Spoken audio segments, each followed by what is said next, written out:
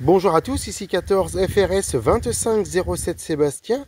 Bienvenue ce matin dans une petite vidéo donc de présentation et donc de modification et d'amélioration donc de sortie audio pour récepteur scanner portatif.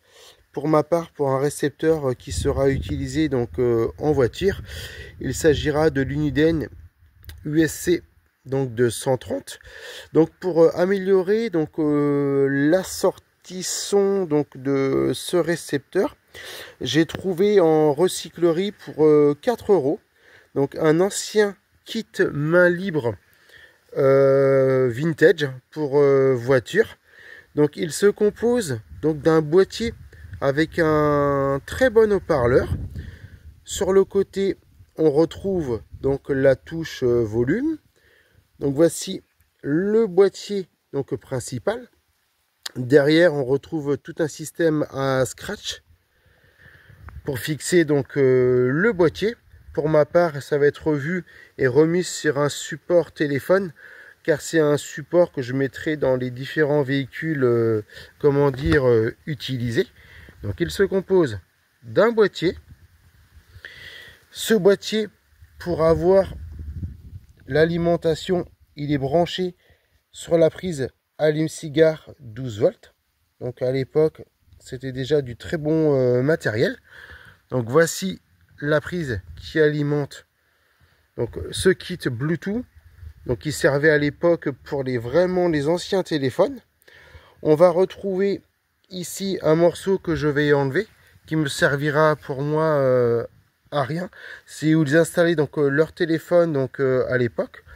On retrouvait tout un système de clips pour l'accrocher au niveau du tableau de bord ou autre. Et la partie intéressante, ici, on va retrouver donc le micro. Pour ma part, je l'ai juste pour l'instant clipsé comme ceci provisoirement sur le haut-parleur donc du récepteur, juste ici. Donc ça peut s'adapter sur vraiment plusieurs récepteurs de différentes tailles. Cette partie-là se rétracte, où on peut augmenter donc la hauteur. Donc ici on retrouve le petit micro. Le petit micro, hop, est raccordé donc au haut-parleur donc préamplifié.